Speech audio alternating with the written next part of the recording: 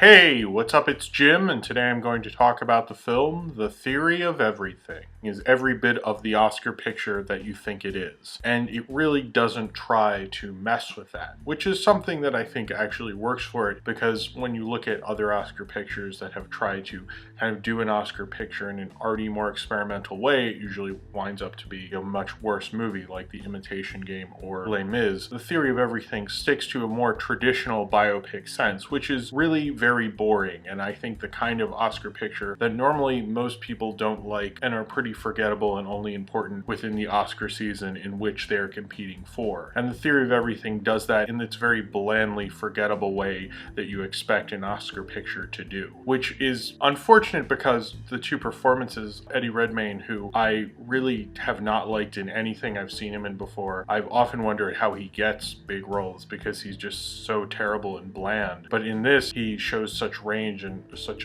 talent as an actor as Stephen Hawking, and it is a really big Oscar performance. But to be honest, I didn't think he was like even capable of doing that before. And same with Felicity Jones, who I don't think I've really seen her in anything before, but I really loved her very much in this film, and I thought she was very good as well. And it's kind of unfortunate because they're two performances I quite like, and it shows two actors that I have a lot of faith in now in a movie that I probably won't remember much for anything else but the performances. And really, what more can you say about the Oscar picture as a genre? The Theory of Everything is about the life of Stephen Hawking and his wife Jane from the time they met when he was getting his master's until I guess about the 80s, and it's actually based on Jane Hawking's book called Traveling to Infinity: My Life with Stephen. It's more really from his perspective, it's a little bit from her perspective. You're really going through everything from him coming up with theories about black holes and trying to find the theory of everything and writing all his great books and theses, but also when he gets motor neuron disease or Lou Gehrig's disease. They were already going out before that, but she decides to stay with him and get married and actually have kids, which the logistics of which I'm not exactly sure how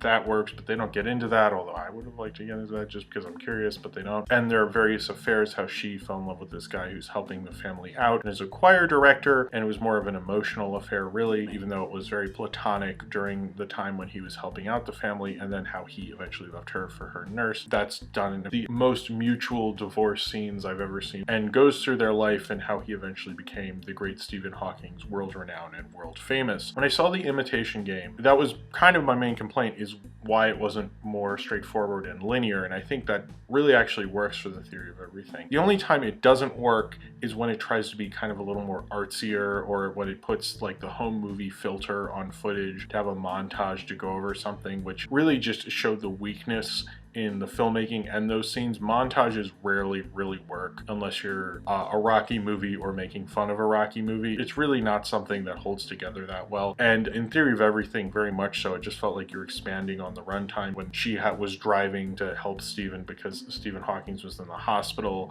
They have all this artistic stuff with like the lights and the rain, which was just completely distracting and stupid, and I don't really understand the point to that. Its straightforwardness is definitely a plus to it, and the director James Marsh, who is a documentary filmmaker as well, but he's done some fiction films. It seems like he goes back and forth a few times. And Man on the Wire is certainly a great documentary. The Theory of Everything is kind of every bit of boring that you wouldn't expect from him. I wouldn't expect such a safe movie, but in some of his documentaries like Project Nim, that's not exactly doing anything new with the documentary genre. It's kind of taking the Earl Morris kind of format and doing things with it. Same with, I think Man on Wire does it a lot better than Project Nim, but when you get to Theory of Everything, he's using a genre in even a more boring way than he's used in his documentary work. And it doesn't show a director who's like a name, like an innovator. I think he respects a lot of innovators and likes their great work and probably watches it a bunch, but he's not really doing anything great with it. He just assumes because, like, Man on Wire is about a really interesting man, he made an interesting movie with that. Theory of Everything is about a really interesting man, but he made a really boring movie with that. It's the same thing with Imitation Game as well. It's like you take this great man who had this different way of looking at the world and you make a really boring traditional movie out of that man and his life. Theory of Everything, one of its biggest problems is it's not really kind of doing anything interesting with him. It's almost like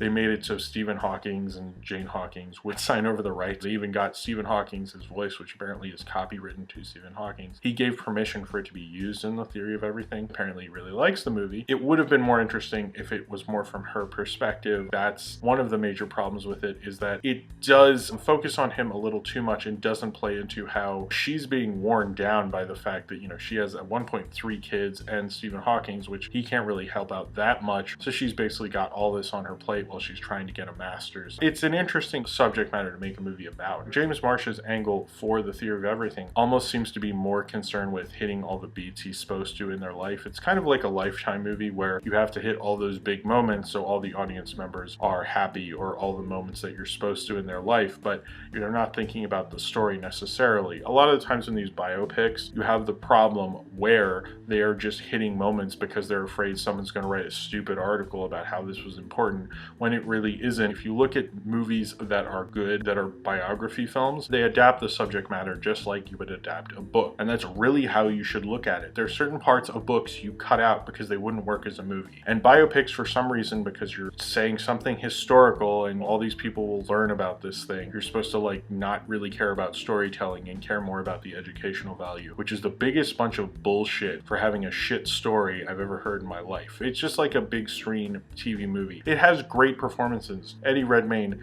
does a really amazing job as Stephen Hawking's, and it's a big Oscar-y performance, and it's a really great Oscar-y performance, probably the best one I've seen this year. It really pushes him to a whole new level when I'm actually considering him, and the next movie he's in, I might be excited to see Eddie Redmayne. He's kind of subtle in what he's doing with Stephen Hawking's, and he makes him incredibly likable, and you get like his wit throughout it. He really seems like an interesting character, and he can play that as his disease keeps evolving. He can keep that wit, and you can still see the glimmer of the guy at the beginning, and he can keep that consistent throughout it. And it shows real physicality to not moving and how he can use those little things to work for the film. And that's an amazing thing to watch. And I don't think a lot of actors could do that. And Felicity Jones, a lot of times you feel so bad for her character and you feel that she should maybe get out of it, look at the life she's chosen for herself. But you also get that she loves him, you get that she wants to help him, but she's also confused, not sure what to do, scared, really downtrodden. On a lot of this, I really felt bad for her. It probably would have been more interesting to go more of her side, but that's really viewing a movie on something it's not. But what this movie is it's really taking both sides and saying like neither was wrong or right, because he did all these great things for science. She helped out with that, but she wasn't necessarily a bad person. She wrote 2 books about her life with Stephen Hawking. Supposedly the previous one is a lot harsher, and they based this one on the one that's a lot nicer. And apparently after that, that's after he divorced his second wife and they became friends again. I think her plight as his wife and how she's really making sure he's okay, and she really has to be a mother to him as well as a wife. And it's very sad what happens to her throughout her life and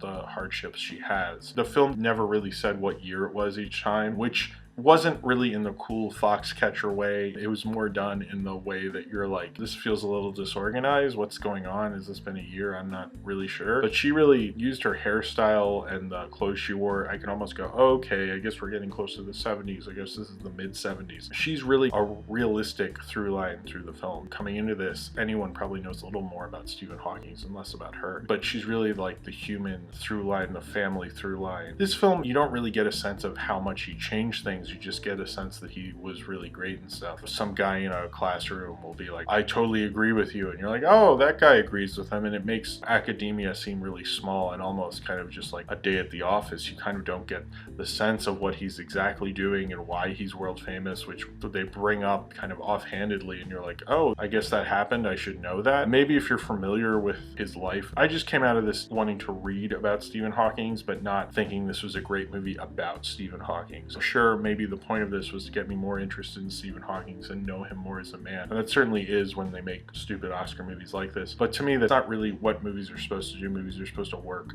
by themselves and not be companion pieces or ways to get me into things. And I think even as that, it's a bland kind of almost TV movie-ish biopic. And that's really very boring. Every time we have more interesting Oscar pictures like Birdman or Foxcatcher, we have the run-of-the-mill stuff like this. And this just fulfills that spot this year that some movie has to fulfill every year. And that's what we get for a remarkable man like Stephen Hawking and his ex-wife, who got him through all these things and went through all these horrible hardships to get him to the point he was. And unfortunately, you get kind of a conventional, boring, forgettable movie. This is exactly what you think it is, and unfortunately, it's really nothing more but a couple great performances. That's an Oscar picture, and that's as exciting as it really sounds, and as exciting as that genre could ever really be, unfortunately. So if you you have seen The Theory of Everything and you would like to talk about it, then comment below in the comments and subscribe if you would like to.